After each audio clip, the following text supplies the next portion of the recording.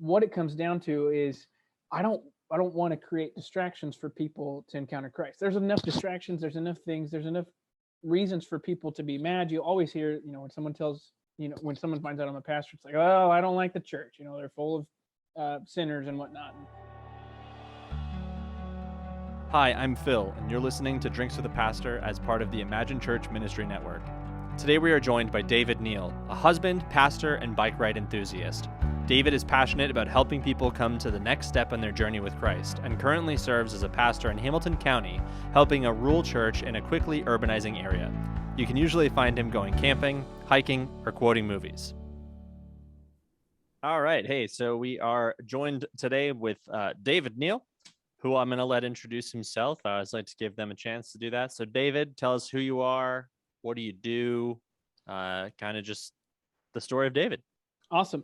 Hi, I'm David, and Judah is unfortunately going to be joining us. That's his snout right there. He's my pup. So if you hear heavy breathing, it could be me or the dog. I'm a pastor here in beautiful Noblesville, Indiana at Union United Methodist Church. It is started in the 1840s, so kind of in the process of church revitalization right now. I've been here for 4 months. It's been a great time. I also am really involved at a school here in town. My wife, Caitlin, works at the school, so I've been helping out a lot with discipleship and chapels over at that school. So that's a little brief synopsis about me. Very cool. How long have you been doing church work in general, not just at this church, but like so people get a kind of a time frame of David? Yes. So I was born a young man. I have always been in the church. My dad's a pastor. I think he's your boss last time I checked, right? It still is. He's still your boss. Okay, cool. I can get you fired. No. Have you seen that video where it's the worst kinds of pastors' kids? He's like, yes, I have. Yeah. Anyway, I digress. So I've been involved in church my whole life, in a lot of different roles, from little snot that's annoying to trying to do my best to help out. I've helped out children's ministry, youth ministry, old people ministry, discipleship, preaching, AV, sound, helping out, teaching classes, preaching.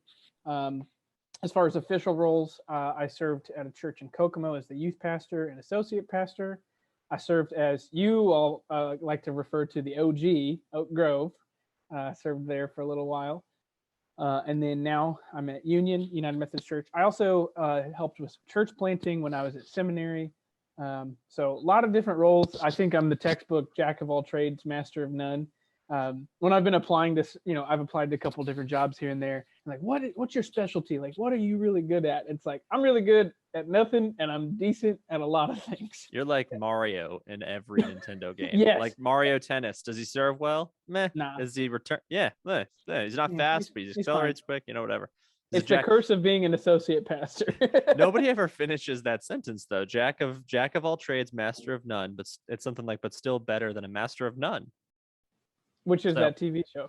No, I don't, yeah. So, I've known David for a while. He is sort of the stereotypical guy who knows how to do a lot of stuff in a church, and you're comfortable plugging him in and wherever. So, I'm really glad to have you on. Somebody who has served in churches in rural areas, is serving now in church has been there for a long time. It's going through some revitalization. Has done youth, has done kids, has done camping, has done so many interesting things. So just to hear kind of your experience, what for you, a question that I ask everybody, and it's been crazy because the year 2020 and 2021 have been so strange. But what's been the biggest surprise in your life in the last, we'll say year? What's kind of the thing that's biggest thing? Well, for me, I've had a lot of change of career during COVID. Hello, Judah. I left my job at St. Luke's in October of 2019, not knowing that a global pandemic would soon hit. And then I never really intended to be a supply pastor or anything like that. But when the position arose at Oak Grove, I really began to find a huge heart, like my heart really began to open up towards small rural congregations that are just trying to figure out what it means to continue to be a church, and helping them to continue on to adapt and to overcome into the next generation. I also made the joke early on, and I probably made it too, of I never thought that I would be a father-son televangelist team, but I remember when we when we first switched to all online, I was like, oh, this is giving me some weird feels, but it's been really interesting.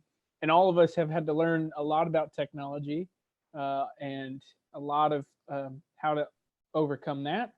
And I think continually for me, and this might be a good digression into what we might talk about, is how hospitality looks in the modern era, how hospitality looks in a place where you can't give people hugs anymore, things like that. So Yeah. that's been a big learning curve.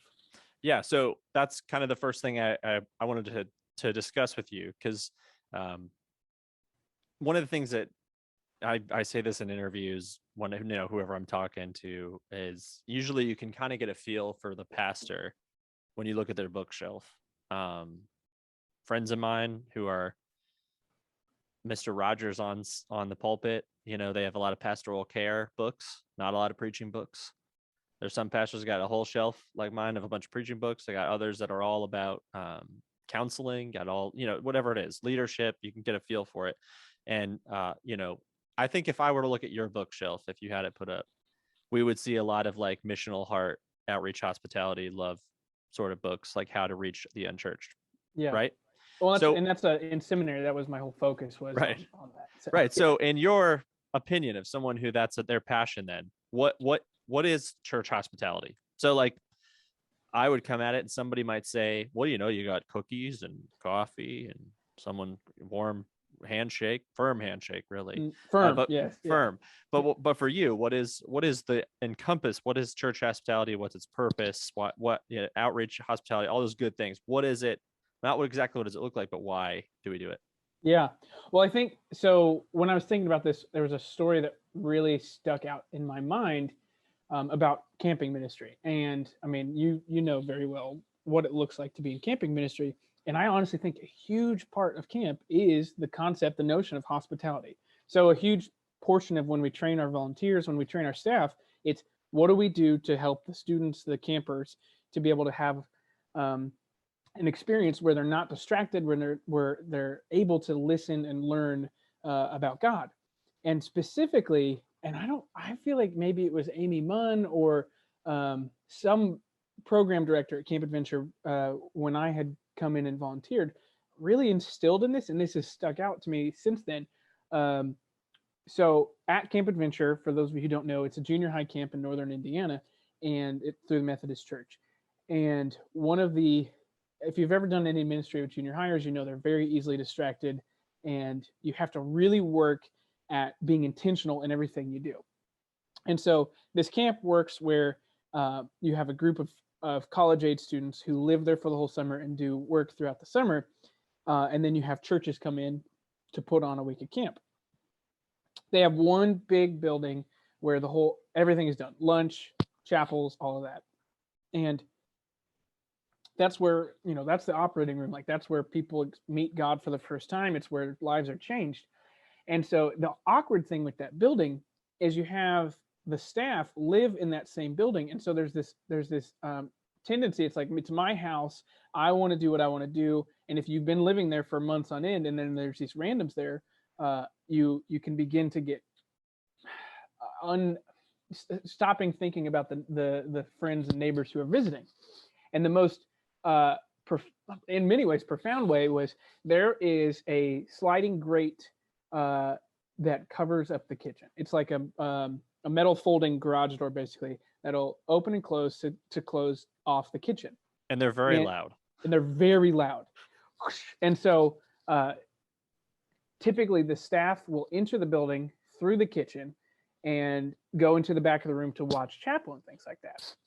And I remember early on someone telling me, hey, David, when you come into that back door to come into the kitchen to then go into the chapel service, you need to not let that door slam. I'm like, why does that matter? There's a whole kitchen. It's not right into it. And the funny thing is, when the door slams, the garage door would move and would make a noise, therefore distracting the students, keeping their eyes off the front of the stage to the back. And it began to make me begin to think of, what does it look like as people who are on our journey to Christ, but helping disciple people who are maybe not on the same step? What does it look like to put their needs first? And this whole notion of not slamming a door in order to not distract people, so then they can be discipled, learning, growing.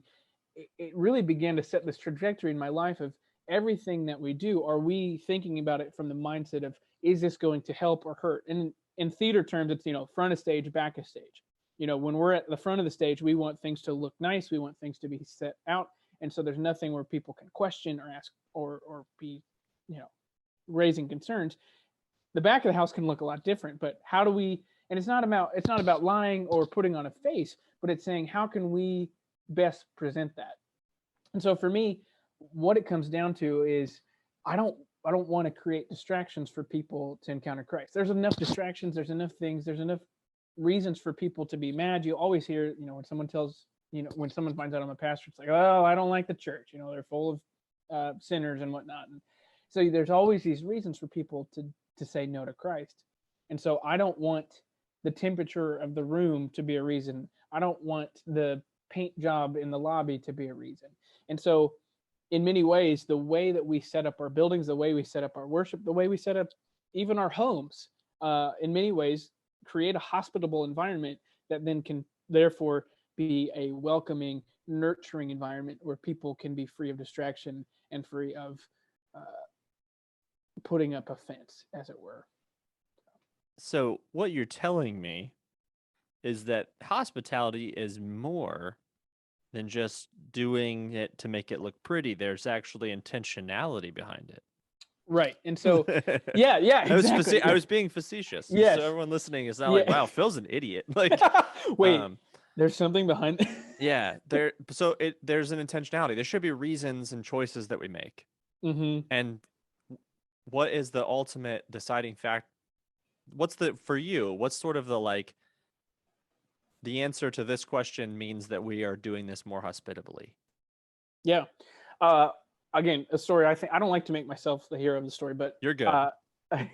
When Caitlin and I first got married, and we were in housing on campus at Asbury, we intentionally set up our living room. Maybe it wasn't the most comfortable for us, but we set it up in a way that would best warrant community, and it would best facilitate good dialogue. And so we put extra couches in our living room, and we set it up in a way to where people would feel comfortable, to the point of every week we'd have like 20-30 people watching Designated Survivor, which wasn't that great of a show. I don't want to offend anyone. Watching Designated Survivor in our house, and we saw this void of lack of community, and it was through the gifting of hospitality that allowed this to be filled. And obviously, you've been over to people's houses that aren't pristine, and here's the thing: you can be hospitable without being OCD, clean freak type of thing. It's a matter of intentionality in decisions you make, where you put the other person, the other guest, first before you put your own wants, desires, and needs. And so this goes into all aspects of church. It goes into, how do we do worship? What do we preach about? How long do we preach? The whole run of it can be looked at through the eyes of hospitality, in the sense of, are we putting our neighbor ahead of ourselves? Are we living out the greatest commandments? Yeah. I'm going to try to put this into a sentence so we can remember it here, but could somebody say, is the welcome station being here putting my neighbor first or myself first? Is the preaching length or the amount of songs we sing, is it about what I want, or is it about making my neighbor make sure they reach Christ? Does that kind of summarize exactly it? So it's every decision, is it putting people closer to Christ? Awesome. In every decision. So with that, my second question is I'm going to ask it in two parts and let you go on it for a while. First of all, how could a church improve like they're asking this question, right? What are some of those things churches can grasp easily to maybe improve or discover the best ways to love their neighbors? And then secondly, right along with that, what do you think are some of the things that churches do that they think is hospitable, but maybe it's missed the mark? Like this is the church is always like, oh, we're going to do this, but it's like, no, rethink your ideas maybe about it. Wow, those are very, very good questions. So number one was, say that number one again, Yeah, and then how would a you church might have to. how would a church improve, right? Okay. So what's how can they discover ways to be more hospitable? What are their steps? Like if it was like, okay, let's take a look at what we're doing. Yeah. How do they actually get better? Yeah. Uh, Another anecdote I think is helpful. So if you You were must going, be a pastor. yeah, Like, I literally, I went to Caitlin's school the other day, and I told some story, and I'm telling a story about telling a story. Anyway, the girl was like, "You tell a lot of stories." It's like, well, I'm a professional storyteller, so. yeah. Uh, this is a not an anecdote, more of a anyway. You invite people over to dinner. Okay, you say, "Hey, Joe and Tina and Bobby and whoever, come on over for dinner." Okay. When you invite someone over for dinner, you don't expect them to bring the chicken nuggets. You don't expect them to vacuum the floors. You don't expect them to give you $20 to pay for the drinks, right? You don't ask them to clean the dishes. You don't ask them to go clean the toilet after they use it. No, you are being a welcome host. So that same mentality that you would have if you were to invite people over to your house applies to what the church looks like. And so a frustrating thing I see, especially in small churches, is um, the problem is when you get to a small church, it feels a lot like family. You know, everyone knows everyone's business, everyone knows everything. And when someone new comes in, we don't know what to do about that. And so you'll see they'll bring the offering plate right up to the guest. You know, they'll like, especially if they don't just pass the offering plate down, they'll just bring it right up to the guest, or they'll ask them to stand up and tell them their name, or they'll say, you know, do you have any praise and prayer requests? And so it's not about you don't put them on the spot. You create this environment where they feel like they can be a part of it without having to put in the work, as it were. And it's I don't want to. The problem is you don't want them to stay in that place, because when they stay in that place, they become consumer Christians instead of producer Christians, and the goal is to get us to all be producers in our faith. Anyway, so churches, I think, in many ways, in some ways, they need to get secret shoppers, people to come in who are guests and see what it feels like. And there you can pay for that kind of a group to come in, and they'll do the gas station test, where they go to the local gas station and ask about the church, and that'll help you to know whether or not if that exists. And they can come in and see, you know, did someone tell them not to sit here because that's where Bobby Joe sits? Did someone offer them a cup of coffee or take them to the bathroom? I think for me, it was a really big blessing working in retail. I got to work at Starbucks and at REI. And the big thing for both of those is customer experience. And in many ways, hospitality is customer experience. So instead of saying the bathroom's down that hall, you walk them down the hall. And instead of saying children's ministries that way, you walk them to children's ministry.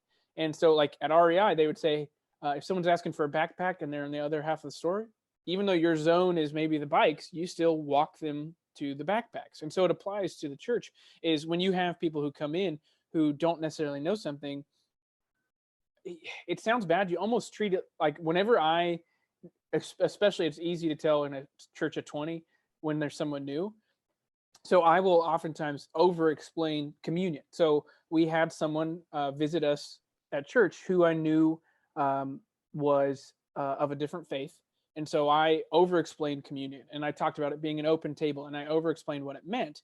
And it wasn't, and I didn't stick it out. Like I didn't say, oh, this is for you who doesn't normally come here, but it's, and that I needed to learn, like, well, maybe every time act that way. Like every time, every Sunday, over communicate, because people need to be reminded of stuff. That's the reason we have hymns and songs and memory verses, is we need to be reminded of stuff. And so there's no shame to remember why we do communion every time we do communion.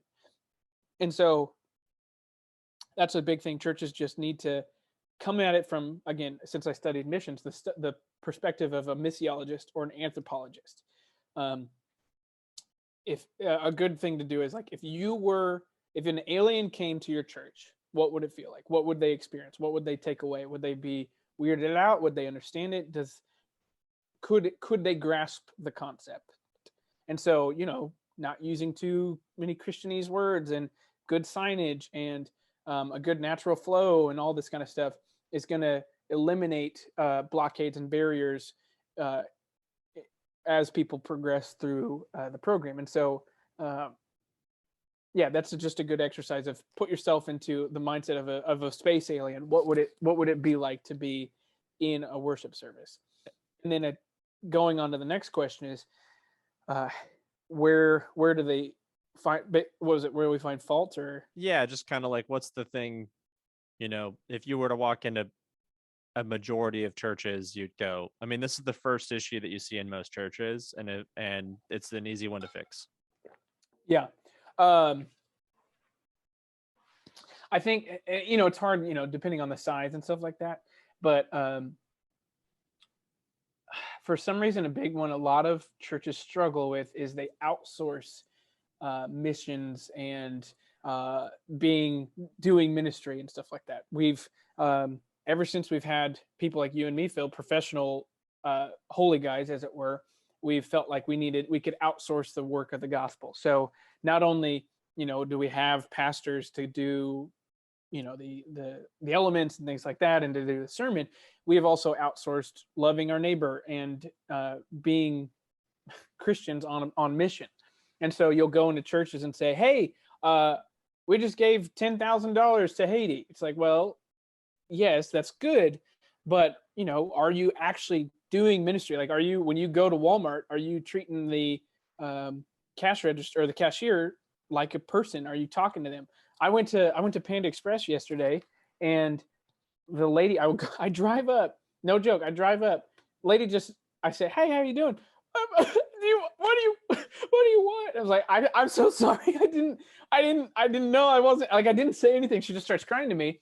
And at a different time in my life, I would have just drove on. But to me, it's like, I need to pray for this lady. So I was like in the driveway through Panda Express, 10 cars behind me. And I'm like, hey, praying for Amanda. And so, helping the church to see that we don't outsource our mission and ministry. And it sounds like, oh, that doesn't deal with hospitality. But again, I think hospitality boils down to putting others above yourself. And so if you really love Jesus, like, you want other people to experience the hope and joy you found in Jesus. And so you look for opportunities to do that. And that's where it's the love of God. It creates this heart of wanting to give people an experience with God, and that is through the heart of hospitality. And so not outsourcing our ministry, not saying we give money to the Billy Graham Association. Like, are you actually getting out into your community? Do you know your neighbors? Are you doing the work in your community?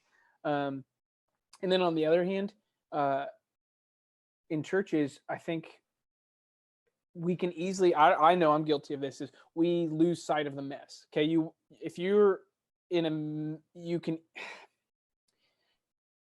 basically really easily stop seeing what's wrong. And so this is someone, I think it was maybe it was Mitch, or it was Scott Patterson, Mitch Norwood or Scott Patterson or someone like that told me, or maybe it was my dad, when you start a new church. So let's say you just got a new job at a new church. The very first day you're there, write down everything you see physically. There's a bunch of clutter in the library, and there's no signage, and the bathroom needs a new paint job, and this and this and this, because as time goes on, you're going to even stop seeing that. Mm-hmm. So like in my church, there's a few things I want to change, and I had to write it down, because you don't want to change it right away, because you want to make sure the church knows that you care about them and appreciate them. But there are certain things in my church that, as if a guest were to come in, would kind of be uncomfortable or awkward. And so how do we, remembering the things that, okay, obviously, like, we don't need to have a big old box of styrofoam cups right in the hallway as you walk in. So writing down those things and remembering as you basically gain permission and trust to change those things when you can, and writing it down so you don't forget what you see when you walk in. Because every time we walk into a room, we initially make an assessment. You go to someone's house for the first time, you go to a coffee shop for the first time, your brain is naturally doing the process of like a missiologist or an anthropologist of like, okay, what does this mean? What is going on? Like, where can I sit? Is it okay to sit here? Is it okay to be on my phone? No, it's not okay to be on my phone. You're looking for the bathroom. If you're like me, maybe anytime you walk into a new space, your brain is trying to figure out how to classify all this new information. And so we can really use that because we forget what it's like to be new. And that's what it comes down to. Two things. One. Yes, sir. You didn't ask me what I'm drinking. It's fine. What is it? Okay. It's iced coffee made with an AeroPress. Wow. Out of a I didn't pay for this name. Somebody worked at a coffee shop is what. Two things. One, in there, what I'm hearing, and maybe I'm not hearing it, but I think it's right. This is not the job of just the guy wearing the collars and the robes. Right? No, sir. So pastors should work with their congregations. Yep. And explain this stuff to them. This is hospitality. This is what it looks like. And it's not just my job to welcome people here, but this is our job. This is the call for all people, right? And people are going to have more of a gifting and inclination towards absolutely. But everyone needs to be aware of it. So. Yeah. And the second thing is, you said it, and then you kind of said it there again. One, looking at stuff with as fresh eyes as you can, is good. You mentioned secret shoppers, which I have been a secret shopper before. Oh, that's a good story. You should do that in the podcast. Talk about that.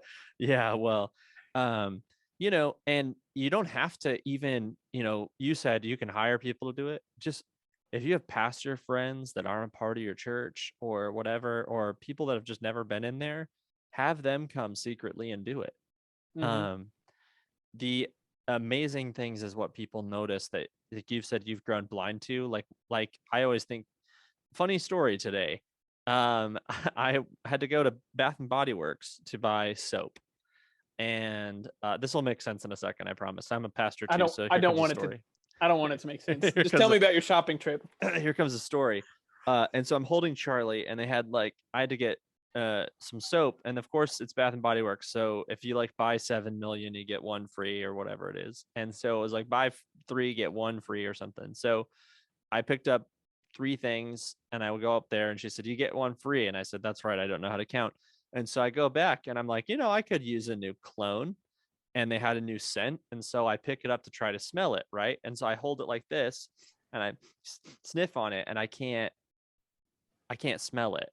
And so I'm smart and stuff. And so I go, what I'll do is I'll just push it a little bit just to open the passageway a little. So I can get the effervescence. Well, it's a very sensitive little click on top.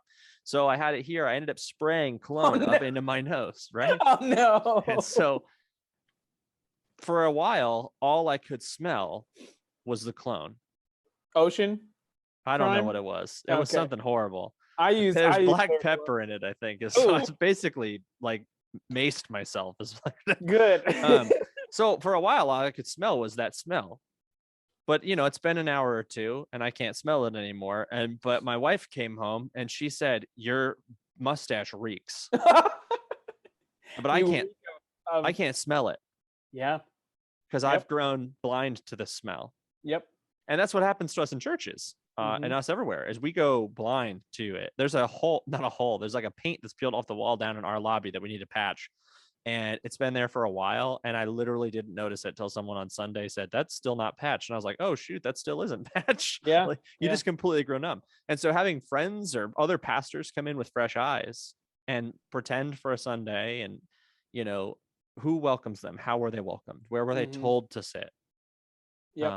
Et cetera, et cetera. And I'm reminded of even, and maybe if you're in a more contemporary church, this doesn't apply, but for those of you who are in old churches like me, even the way that our sanctuary is set up, it communicates a message of hospitality. So most older churches have a kneeling rail or a prayer rail or something like that.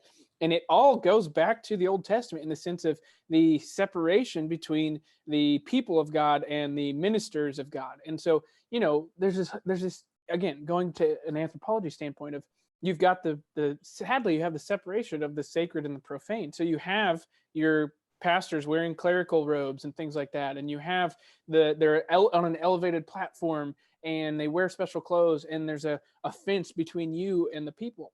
And so even the way that our sanctuaries are set up communicate a message of, I'd say, anti-hospitality. To say, hey, this dude's special, or this lady's special because they wear a robe and they've got the special clothing, and they're 2 feet higher up than me, and so we're supposed to look up to them, and we're not really supposed to be up on the stage. And in case I don't, maybe I forgot, I think after Jesus died, the veil was torn in two. I don't know, I could be crazy.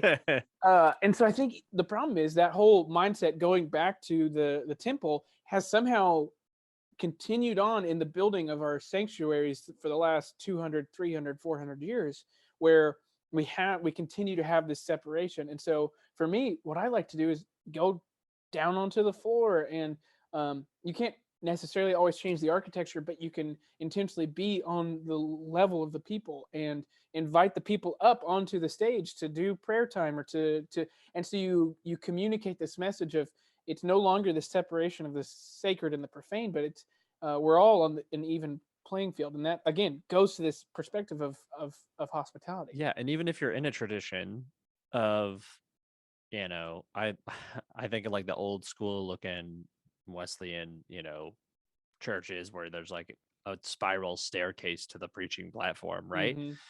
Even if that's in your tradition and that's like a part of it, just being present after service like a normal human and greeting Don't people. go hide in your study. Yeah. Right. I mean, there's so much that says, I know I stand up here to deliver God's word, but it's God's word being elevated, not me.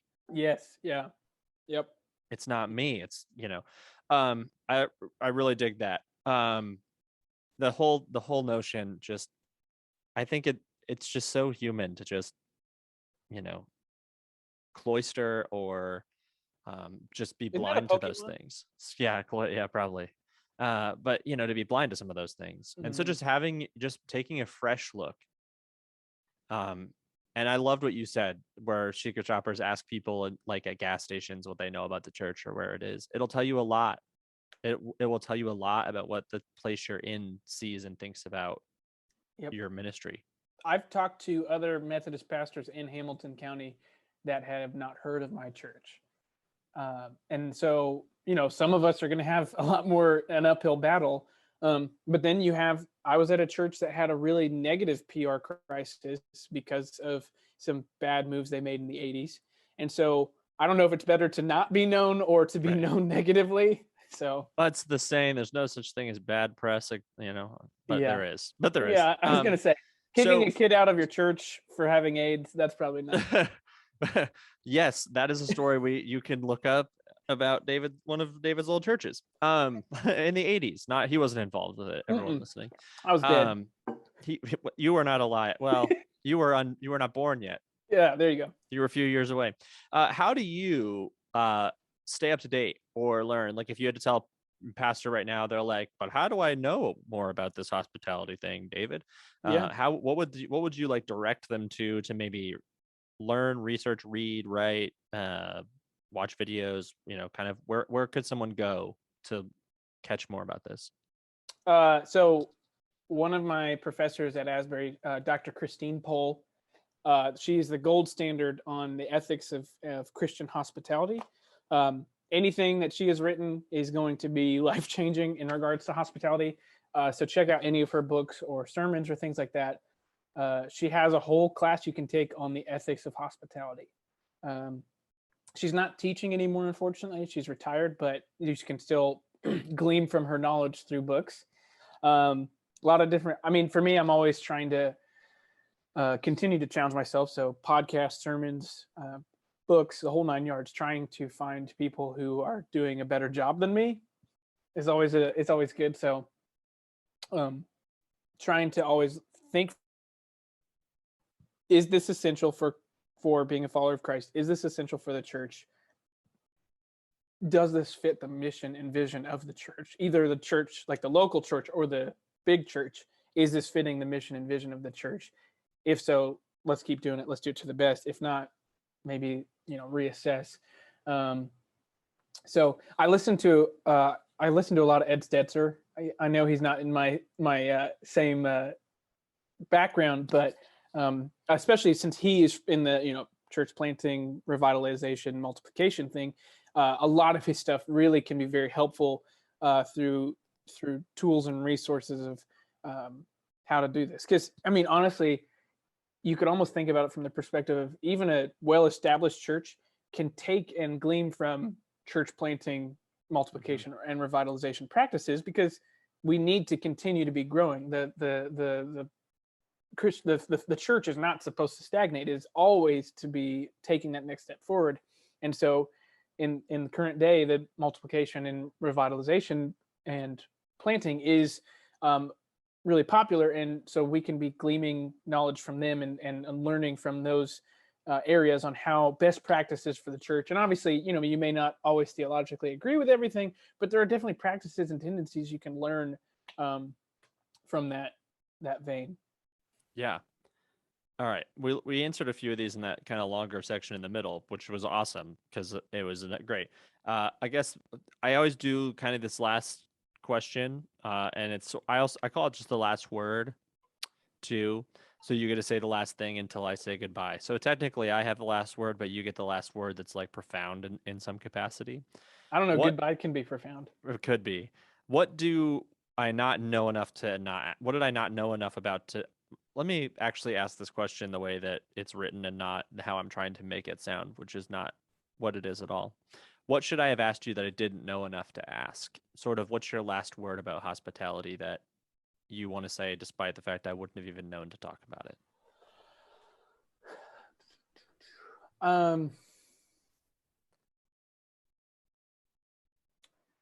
I think, and I kind of briefly had told you this was something I'm interested in when we were talking about subjects, is the whole concept, and I even touched on it, the concept of sacramental authority, and the authority of the pastor.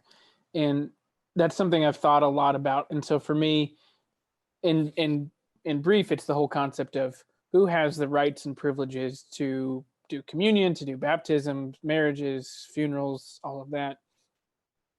And I think in many ways that the messages we communicate through who we allow to do that affect our views of hospitality. Because I think if we put too much onus, power, prestige on one individual, we view them as the hero. We view them as the main character in the story. And so when we have to ask permission or forgiveness for communions and things like that, we're putting too much power into the hands of a specific individual. And so I think in many ways we need to understand, and this is nothing new, but we need to continue to understand that it is the priesthood of all believers, that when we become a Christian and we're growing and being discipled and learning, we share the same responsibility as all of the Christians that came before us. And so, again, we have different giftings. There are some people who have not an ounce of hospitality in them. Like for me, I've had to, I've been asked to go and help counsel a few students at the school that I keep mentioning. And I am not a counselor by any stretch of the imagination, but I'm able to at least listen and help them out and process them. And so for me, I think what it comes down to is, are we actively trying? And just like with our faith, are we trying to take steps forward, trying to learn, trying to grow, trying to be more and more like Christ? Or are we being apathetic and lethargic in our faith? And that's what discipleship, that's what leading into hospitality is. Good hospitality doesn't happen naturally. It takes intentional steps forward, and it takes intentional communication from the pulpit. It takes intentional communication from Bible studies, from leaders, from folks with authority in the church to help the whole church understand our whole mission and vision is done through the lens of hospitality. Everything that the church is doing, all of our processes and procedures and all of that are coming through the lens of hospitality. Hopefully, if we're an outwardly focused church, it's coming from the perspective of how do we love our neighbor well? And so the whole the whole realm of fulfilling the Great Commission needs to be looked at through the lens of, are we, because that's the thing, Jesus was a master at hospitality. When people were hungry, he gave them food. He made sure people were comfortable. He took care of the basic needs so that the people could better listen. So he stood up to preach, like in the Sermon on the Mount. The people were sitting when normally it was kind of the reverse and things like that. And so he created experiences and dynamics where people could set aside their weights and their distractions so that they could focus in. And so for us, everything that we do needs to be looked at through the lens of mission and vision of the church, through the means of hospitality, through the means of putting our neighbor, the one who's not yet a part of us, first. So that Awesome. would be my thing. David, thank you so much. I had a blast. I had a great time, but you didn't tell me what you're drinking. Are you not drinking? You're looking for a cup? Yeah, I don't have one. No, but it's great, man. And we'll hope to see you soon. Thanks everybody for tuning in. Thank you. We'll see you. That's it for this episode of Drinks with a Pastor as part of the Imagine Church Ministry Network. Make sure that you subscribe to our podcast to stay up to date with all of our episodes, as well as check out our YouTube channel for other instructional videos and church tours so that we can continue to imagine church ministry together.